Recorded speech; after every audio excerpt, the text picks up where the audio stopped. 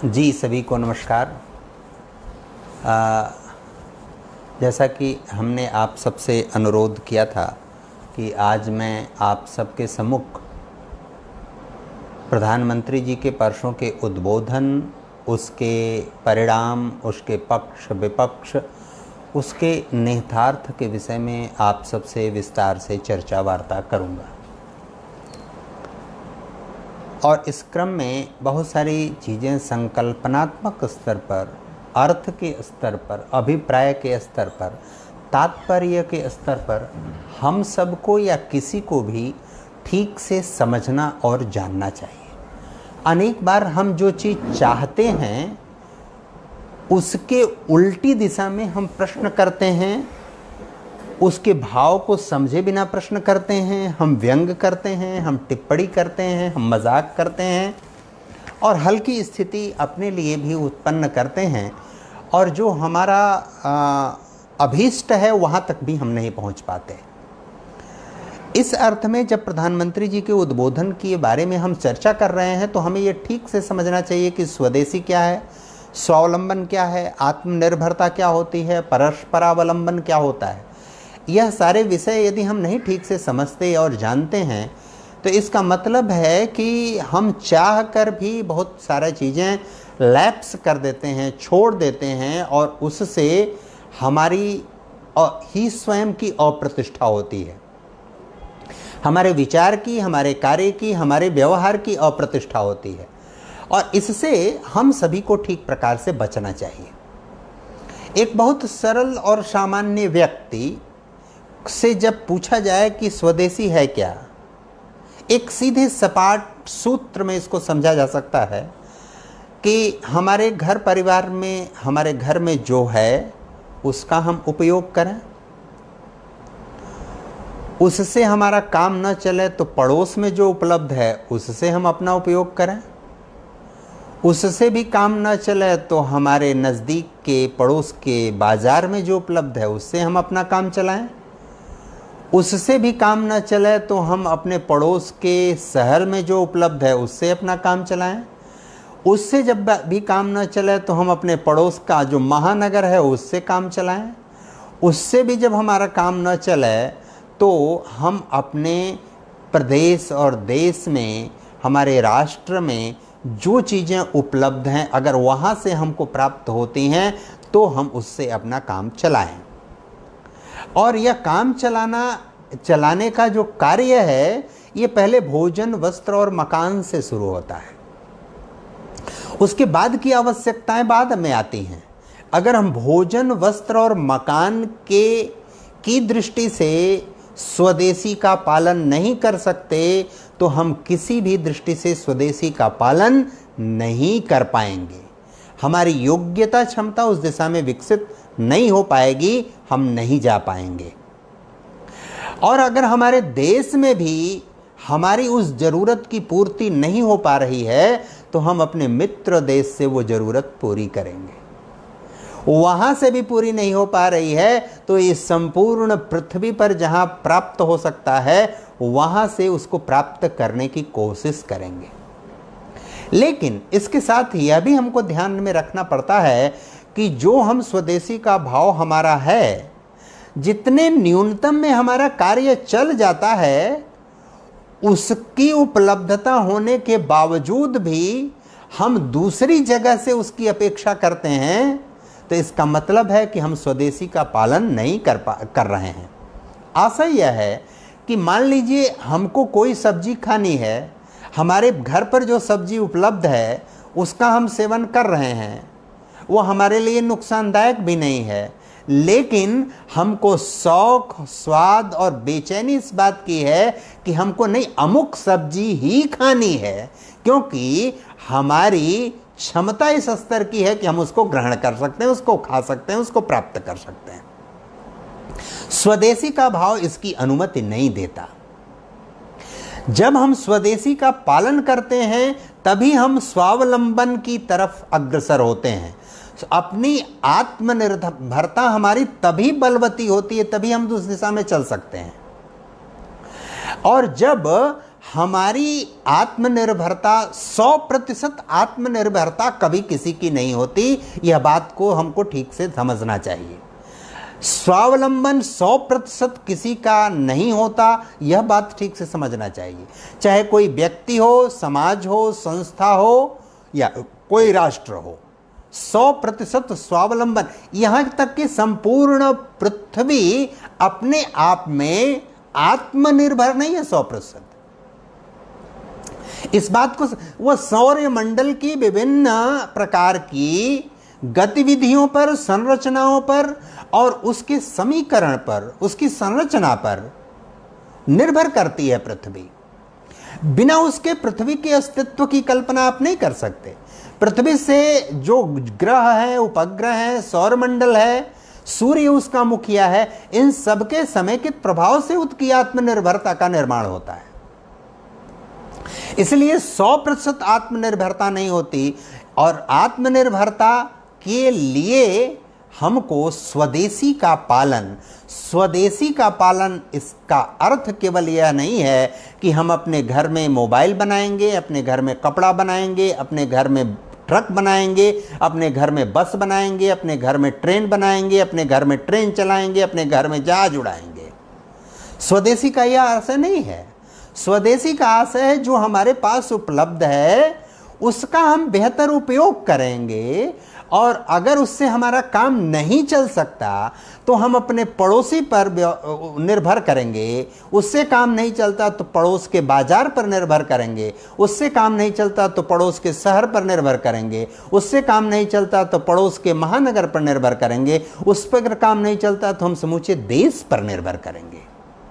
और हमारे देश के अंदर हमारी आवश्यकता और जरूरत नहीं पूरी होती तो हम अपने मित्र देश पर निर्भर करेंगे। उससे भी नहीं पूरी होती तो हम राजनीति करके, कूटनीति करके, अर्थनीति का पालन करके और विभिन्न प्रकार के उपक्रम करके हम इस संपूर्ण पृथ्वी से जहां हमारी न्यूनतम आवश्यकता जो है वो पूरी हो सकती है उसको हम पूरा करने का यत्न करेंगे। जो हम कर सकते हैं, अपने पास कर सकते हैं, अपने लिए कर सकते हैं, वह स्वदेशी का बा। बहुत सारे लोग कल से प्रश्न पूछ रहे हैं, स्वदेशी मोबाइल का नाम बताइए, स्वदेशी कार का नाम बताइए, स्वदेशी जहाज का नाम बताइए, स्वदेशी ट्रेन का नाम बताइए। आप जब ये प्रश्न करते हैं, यह बात करते हैं, तो उसके साथ आपको यह भी विचार करना पड़ेगा, आपको यह भी सोचना पड़ेगा कि स्वदेशी का अर्थ हमेशा उस भाव से है जिस भाव, विचार, कार्य और व्यवहार जो हमको आत्मनिर्भरता की तरफ ले जाता है। और 100% आत्मनिर्भरता होती नहीं, इसलिए व्यक्ति को आत्मनिर्भरता से थोड़ा आगे बढ़ के, यानी स्वावलंबन से थोड़ा आगे बढ़कर परस्परावलंबन पर निर्भर रहना पड़ता है। हम जब यह सवाल करते हैं कि स्वदेशी मोबाइल बनाइए, बताइए कि हमको खरीदना है, तो हमको उसके पहले यह भी विचार करना चाहिए कि हमारे घर में, हमारे पड़ोस में, हमारे शहर में, हमारे महानगर में, हमारे प्रदेश में, हमारे देश में मोबाइल नहीं बनता। हम क्या उपक्रम करें कि हम अपने देश में मोबाइल बना सकते हैं? हम किसका सहयोग करें कि वो हमारे देश में मोबाइल बना सकता है? सरकार से हम कैसे आग्रह करें कि हमारे देश में मोबाइल बने? हम अचानक प्रश्न पूछने शुरू करते हैं, इसका मतलब है कि हम गलत दिशा में जाते हैं।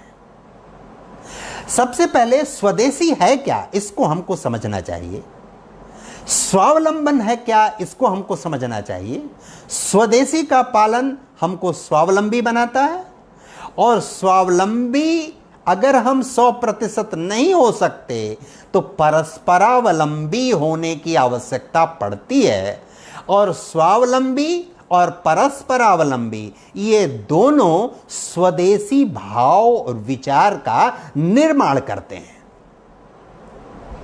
हमारे देश में सब कुछ पैदा हो, अच्छी बात है, लेकिन आप ये समझिए कि हमारे देश में संसाधन 6 हैं: ऊर्जा संसाधन, जल संसाधन, वन संसाधन, मृदा संसाधन, खनिज संसाधन और मानव संसाधन तो है ही अपने पास।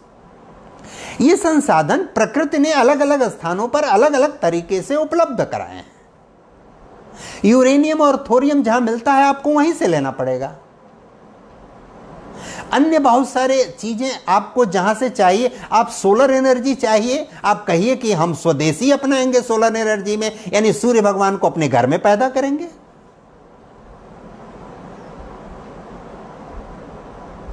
ऐसे प्रश्न, ऐसे सवाल हमको हमारी मन स्थिति को, हमारे दृष्टिकोण, हमारे विचारधारा और भारतीयता के गलत दिशा में ले जाने के लिए हम सबको, आपको प्रेरित करते हैं।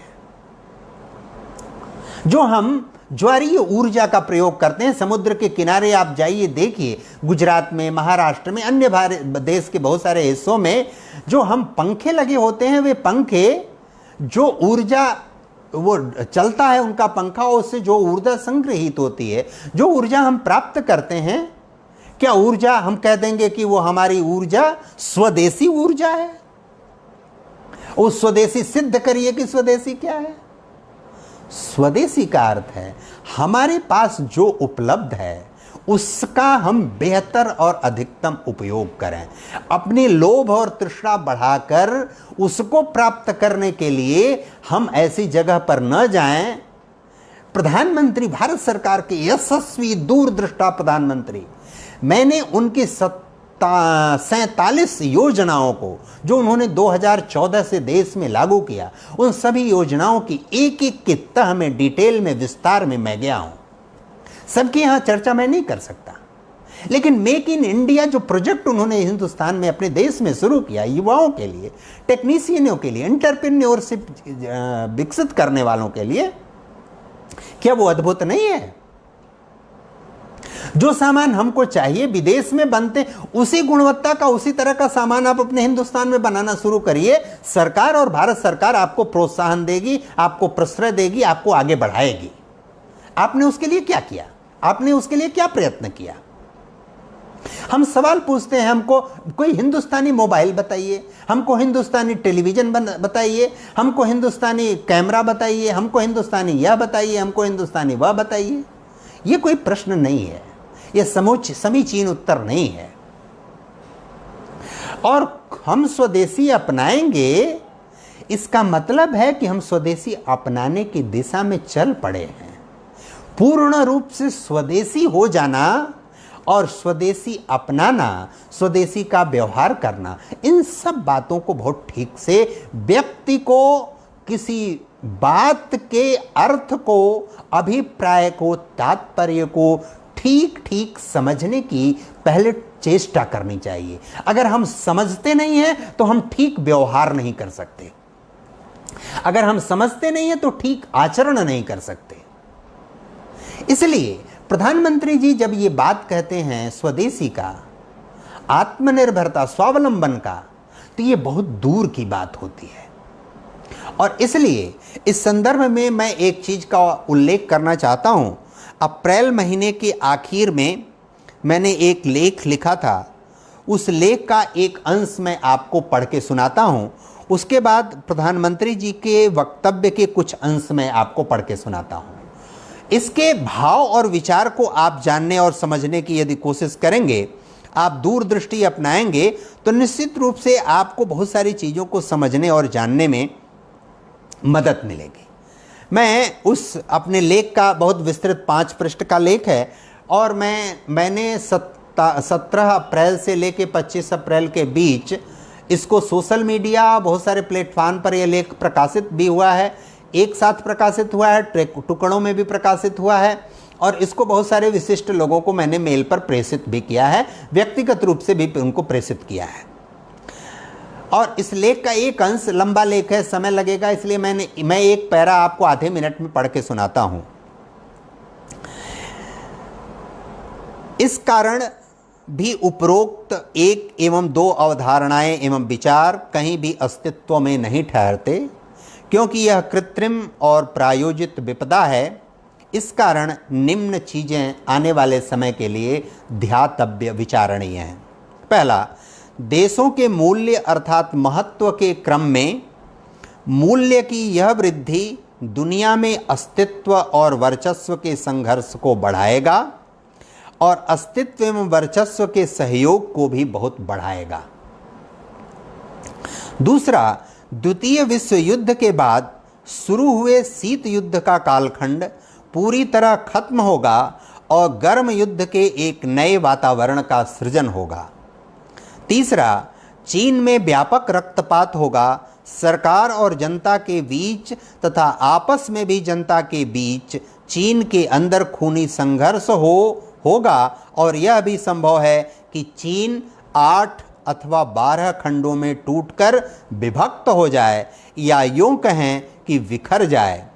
वर्तमान परिदृश्य देखने से स्पष्ट रूप से प्रतीत होता है कि कोरोना के बाद शेष विश्व की स्थिति वर्तमान विश्व की राष्ट्र राज्य की संरचना के अनुरूप ही रहेगी और विश्व के देशों के बीच परस्पर पूरकता एवं परस्पर निर्भरता का एक भिन्न प्रकार का समीकरण प्रकट होगा।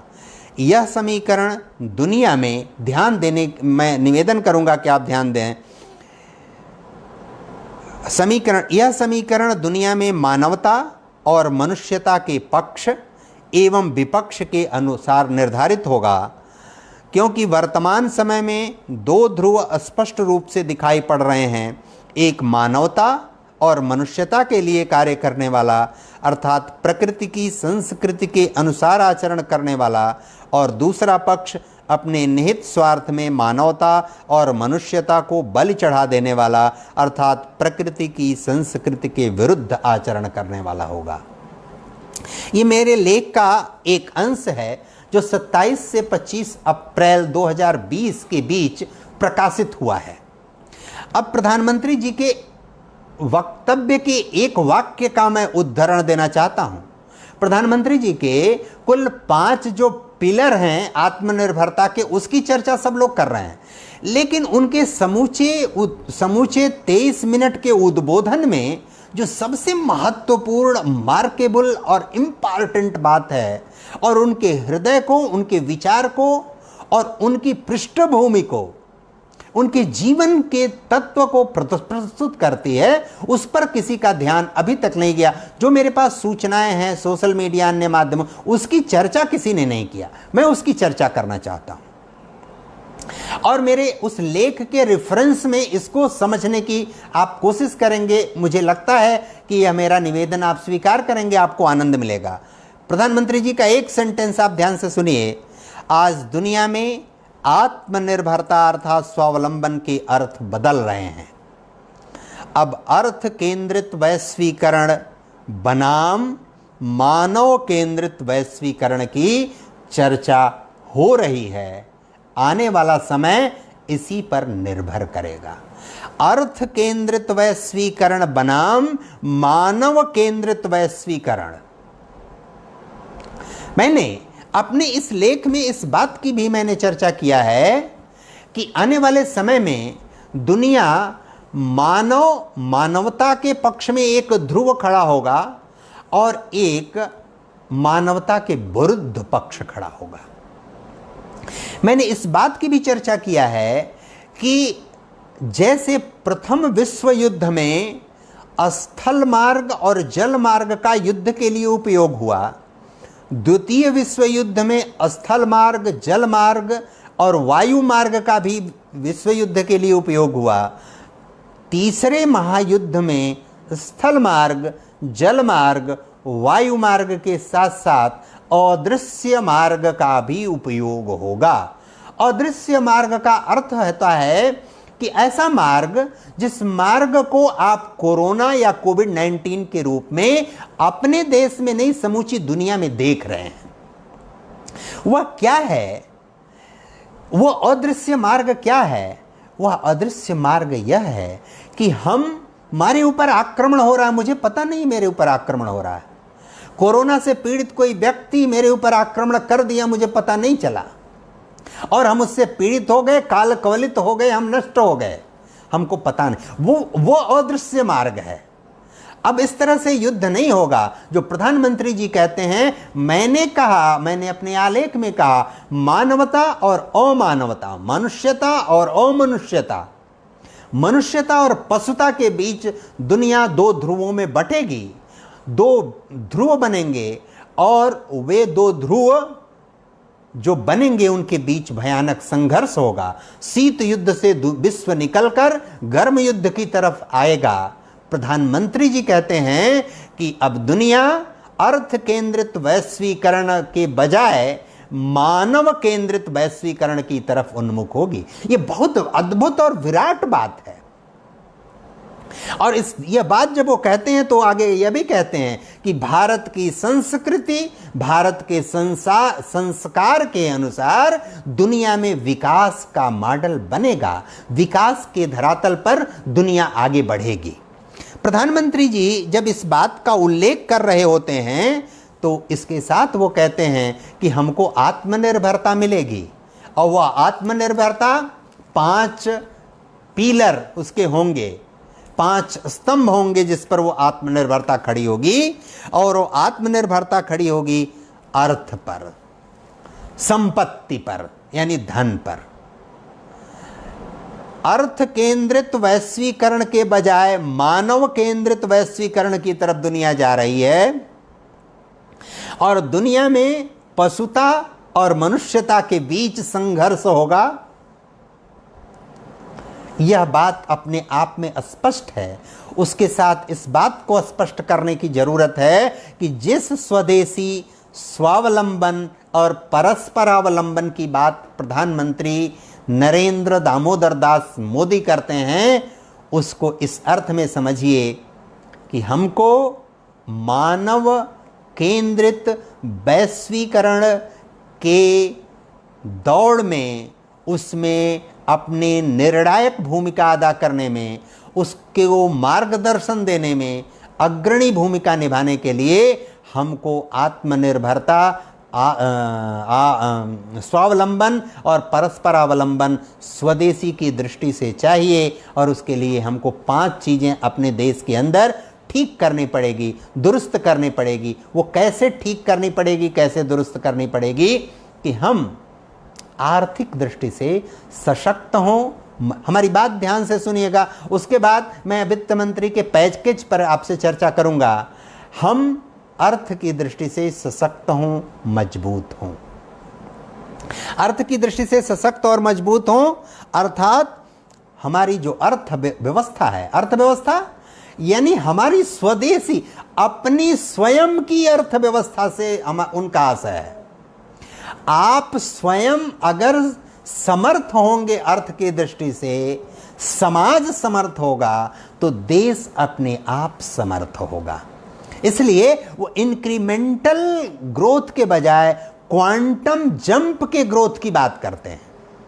यानी हर इंडिविजुअल, हर इकाई इस विकास को, अर्थ के इस संरचना को स्वयं अपने ऊपर लेकर जिम्मेदारी महसूस करके आगे बढ़ने की कोशिश करेगी, तो हमारी अर्थव्यवस्था ठीक होगी। हम देश की अर्थव्यवस्था पर निर्भर होने के बजाय देश व्यक्तियों, अपने नागरिकों, अपने लोगों की अर्थव्यवस्था पर निर्भर करने लगे, ऐसी अर्थव्यवस्था की हमको आवश्यकता होगी।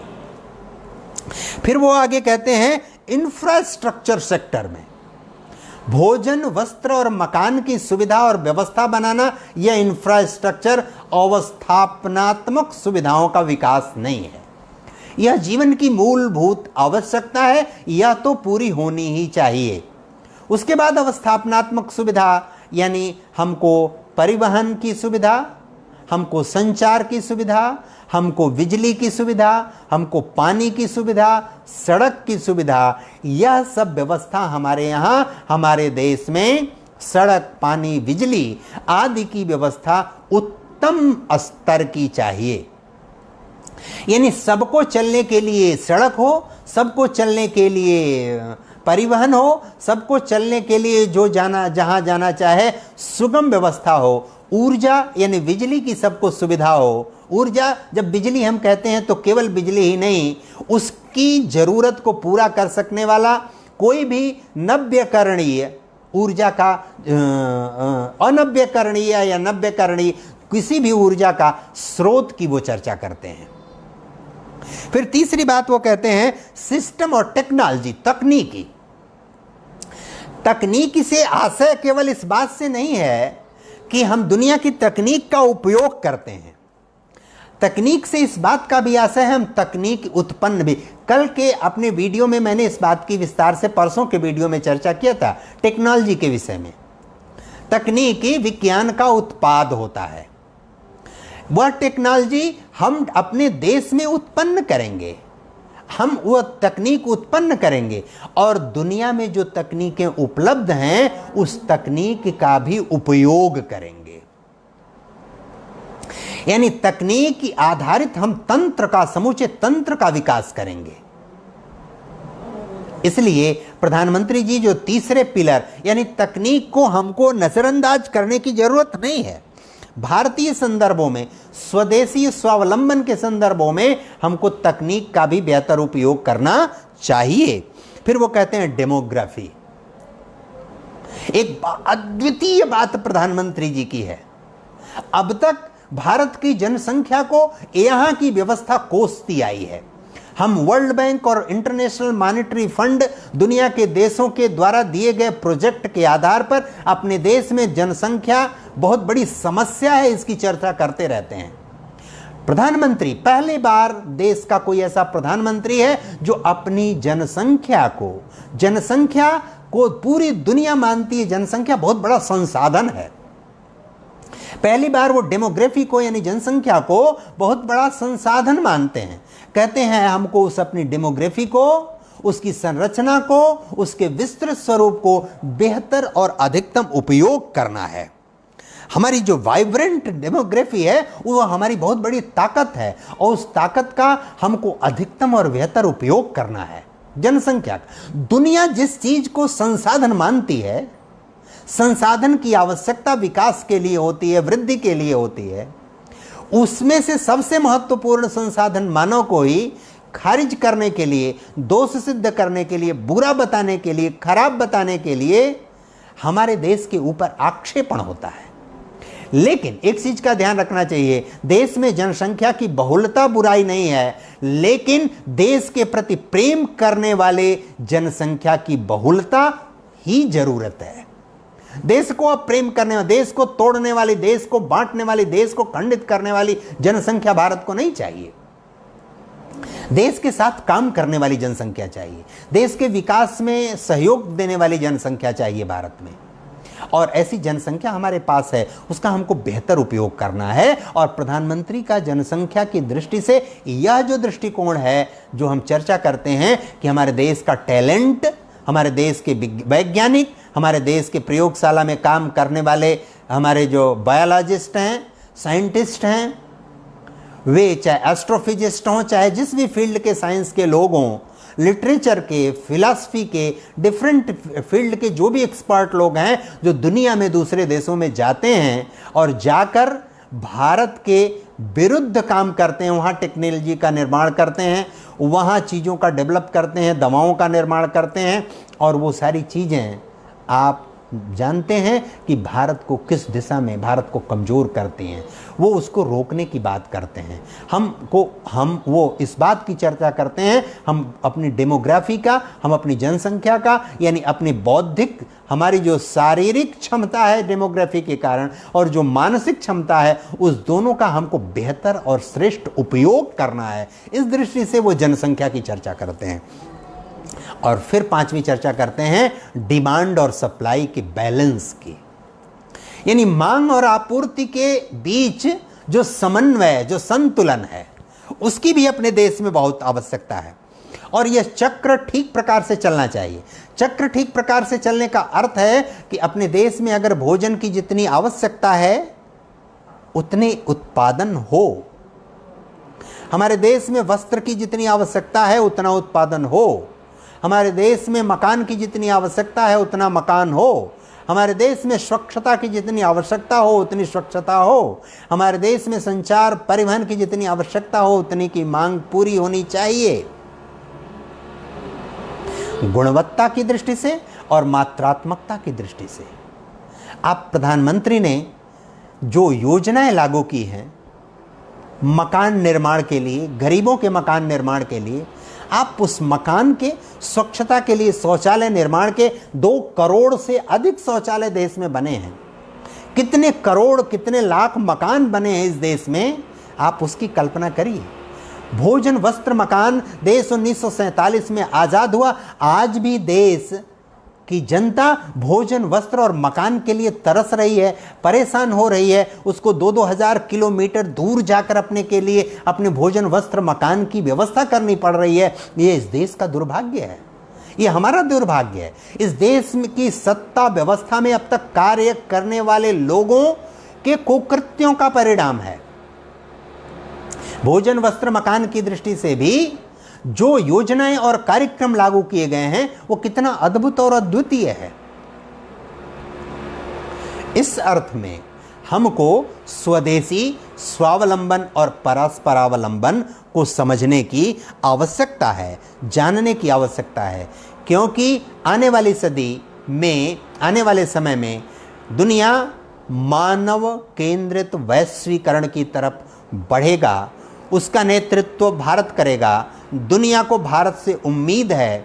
भारत के पास कमी होकर भी भारत उस दिशा में नहीं चल पाया है। भारत के पास कमी होकर भी दुनिया भारत से अपेक्षा लगाए बैठा है। भारत के पास संसाधन अल्पता होने के बाद भी दुनिया भारत से अपेक्षा लगाए बैठा है। आप जानते हैं कि भारत की जो स्थिति है वर्तमान समय में, दुनिया के का नकल करके अगर भारत अब तक जीवित रहता तो अब तक 25 लाख, 50 लाख, 1 करोड़ लोग हिंदुस्तान में कोविड-19 और कोरोना से काल कवलित हो गए होते।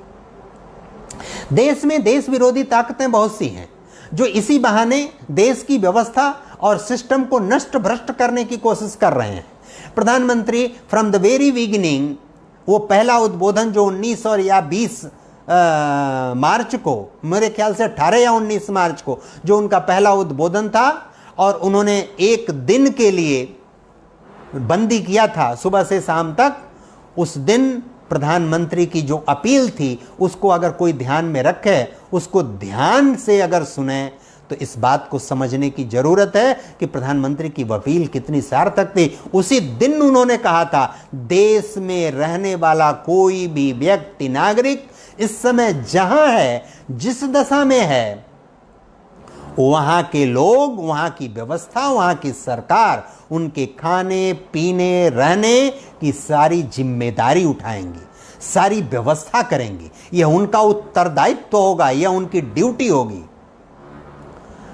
कुछ राज्यों के व्यवस्था के लोग, शासन करने वाले लोग अखबार में आकर, प्रेस ब्रीफिंग में आकर, लाइव टेलीकास्ट करके यूट्यूब चैनल पर अपना वीडियो डाल के या तो बता दे रहे हैं कि हम व्यवस्था कर रहे हैं, लेकिन जो घरों से निकल के जब बाहर वो जा रहे हैं तो उनसे क्या उनको ये नहीं पूछना चाहिए कि आप कहाँ जा रहे हैं, क्यों जा रहे हैं? जिनके घर वो किराएदार हैं उनके घर वालों से वो क्यों नहीं पूछते कि तुम इनको क्यों निकाल रहे हो? जब ये कहा गया 3 महीने तक किराया नहीं लेना है, जब ये कहा गया कि यह काम करना है, ये काम नहीं करना, उनकी व्यवस्था करनी है, आप किसी का वेतन मजदूरी नहीं रोकेंगे जहां पहले से व्यक्ति कार्य कर रहा था, तो इन सरकारों ने, दिल्ली सरकार ने, राजस्थान सरकार ने, महाराष्ट्र सरकार ने यह कार्य क्यों नहीं किया? क्या वो ये उनका उत्तरदायित्व नहीं है? अच्छी सरकारों ने योजनाबद्ध तरीके से, उत्तर प्रदेश के योगी आदित्यनाथ महाराज की सरकार इस काम को बखूबी कर रही है, वो स्वीकार कर रही है लोगों को। बाद में बिहार सरकार ने भी स्वीकार करना शुरू कर दिया। इस अद्भुत और अद्वितीय बात को हमको ठीक से समझने और जानने की जरूरत है। अब हम इस बात पर आते हैं, 20 लाख करोड़ का पैकेज। प्रधानमंत्री जी ने कहा कि भारत के समूची जो जीडीपी है, ग्रास डेवलपमेंट प्रोडक्शन, उसका 10% है ये 20 लाख करोड़ रुपया। अब 20 लाख करोड़ रुपया का जो पैकेज है, इस पैकेज का एक वाक्य ध्यान में रखना चाहिए व्यक्ति को। हिंदुस्तान का नागरिक एक एक व्यक्ति खैरात पर जीवन जीने वाला नहीं चाहिए। वह केवल स्वदेशी ही नहीं, केवल स्वावलंबन ही नहीं, केवल आत्मनिर्भर ही नहीं, बल्कि आत्मसम्मान से जीने वाला नागरिक होना चाहिए। हम सबके आत्मसम्मान की चिंता करेंगे, हम सबके एक एक इंडिविजुअल के आत्मसम्मान की चिंता करेंगे, और वो खैरात पर जीने वाला नहीं होगा। वह आर्थिक दृष्टि से, जो पहला पिलर उन्होंने बताया, आर्थिक दृष्टि से स्वावलंबी होगा, आत्मनिर्भर होगा, स्वदेशी का पालन करने वाला होगा, और सरकार खैरात नहीं देगी, किसी से खैरात देने की अपील नहीं करेगी।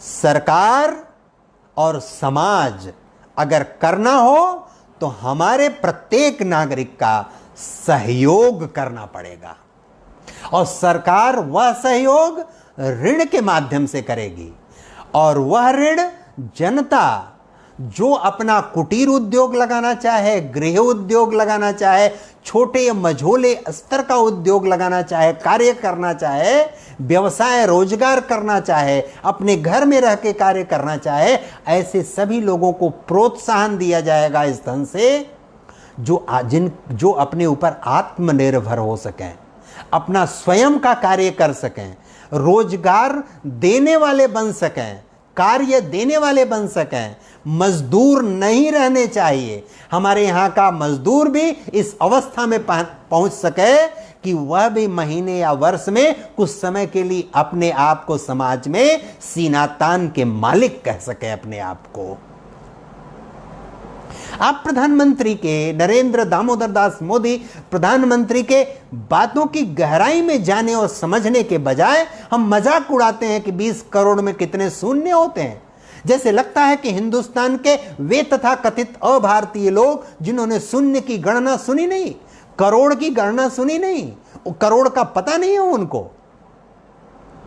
हमारे हिस्से में कितना आएगा, 14 लाख उन्होंने कहा, 15 लाख कहा।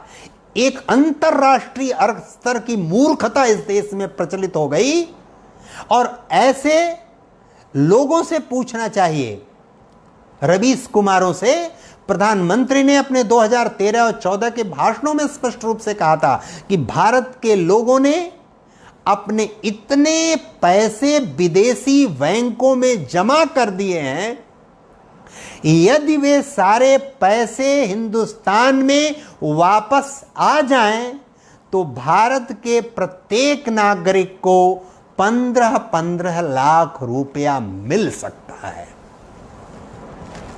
इस बात को कितने बीभत्स, गंदे और फूहड़ तरीके से इस देश में नौटंकी और मजाक बनाकर प्रसारित किया गया। यह देश के साथ विश्वासघात है, व्यक्ति के साथ, किसी राजनीतिक दल के साथ, भारत की वर्तमान केंद्र और भारतीय जनता पार्टी से संबंधित राज्य सरकारों के साथ विश्वासघात नहीं है। उन लोगों से सवाल पूछो जिन्होंने विदेश में जाकर पैसा जमा किया। आप उनसे सवाल पूछते हैं जो पैसा वापस लाने के लिए व्याकुल हैं, पैसा वापस लाना चाहते हैं। यह भी जानना चाहिए कि जब वो सरकार में नहीं थे तो जिन लोगों ने विदेशों में पैसा जमा किया, वे लोग उन देशों की शर्त के आधार पर पैसा जमा किया है। उस टर्म और कंडीशन के आधार पर इनका पैसा वहां लिया गया है। उस टर्म और कंडीशन जो तय है, उस टर्म और कंडीशन को आज भारत सरकार किस अवस्था में कैसे पूरा करे, इस पर चिंतन, मनन, वार्ता और कार्य चल रहे हैं।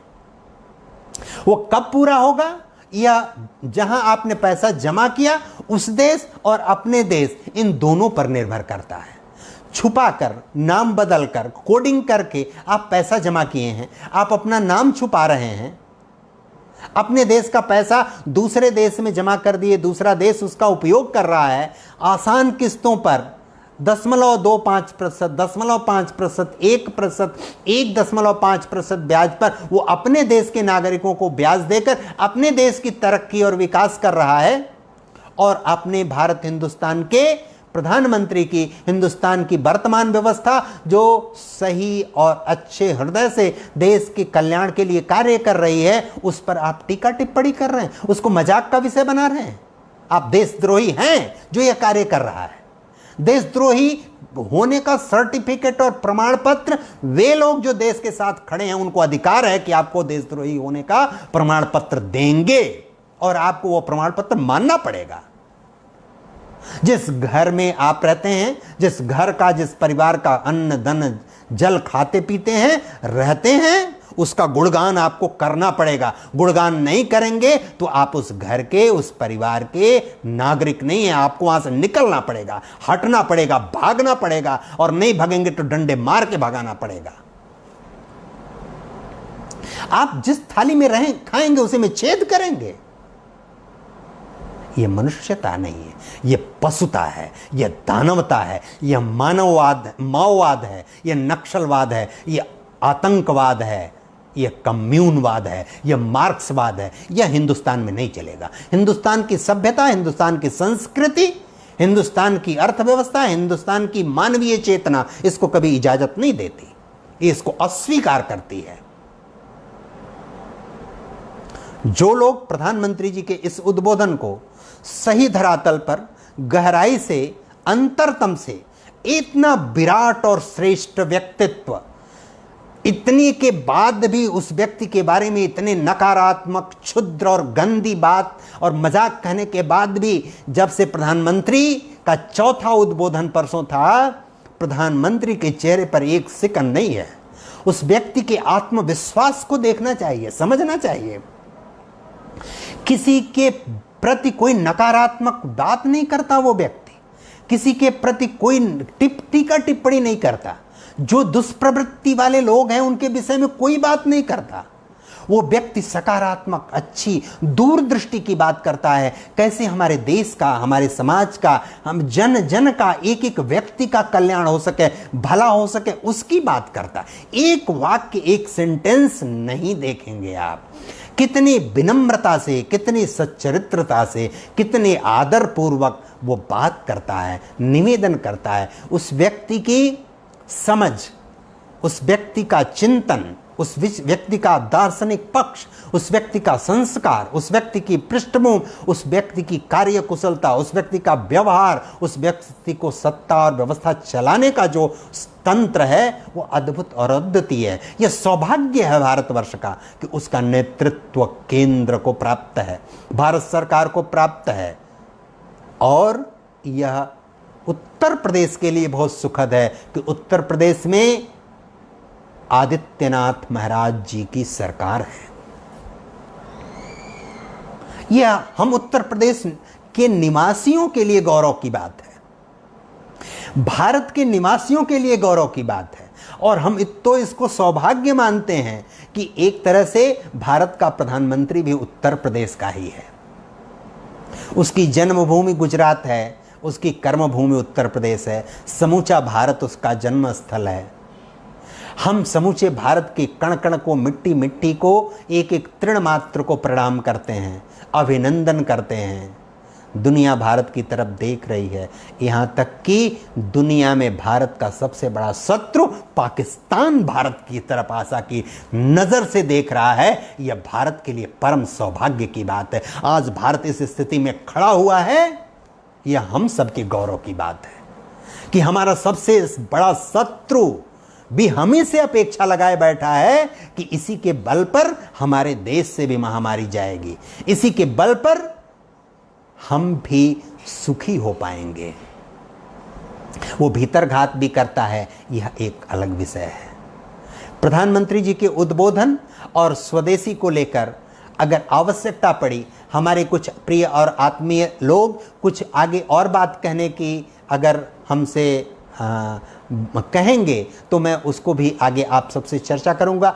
आज इस अवसर पर इतना ही निवेदन करता हूं, और यह भी निवेदन करता हूं कि हमारा YouTube चैनल है, उस पर बहुत सारे वीडियो हमारे विभिन्न मुद्दों से, ज्वलंत विषयों से संबंधित, भारतीयता से संबंधित, सनातन संस्कृत से संबंधित, दर्शन से संबंधित, साहित्य से संबंधित बहुत सारे वीडियो उपलब्ध हैं। आप उस वीडियो को सब्सक्राइब करके उसकी सूचना की क्या वीडियो उपलब्ध है आप प्राप्त कर सकते हैं। हमारा नाम कौस्तुभ नारायण मिश्र आप टाइप करेंगे, वह यूट्यूब पर वीडियो आपको प्राप्त होगा। लिंक भी सोशल मीडिया पर, फेसबुक पेज पर उपलब्ध है। आप सब उसको प्राप्त करें, लाभ लें। मुझे भी जो सुझाव परामर्श हो वो देने का कष्ट करें। इतना निवेदन करते हुए अपनी आज की बात हम पूर्ण करते हैं। कल आप सबसे हम पुनः जो चर्चा करेंगे उसको हम फेसबुक पर अपने उपलब्ध करेंगे, उसकी सूचना आपको देंगे। बहुत बहुत धन्यवाद। नमस्कार।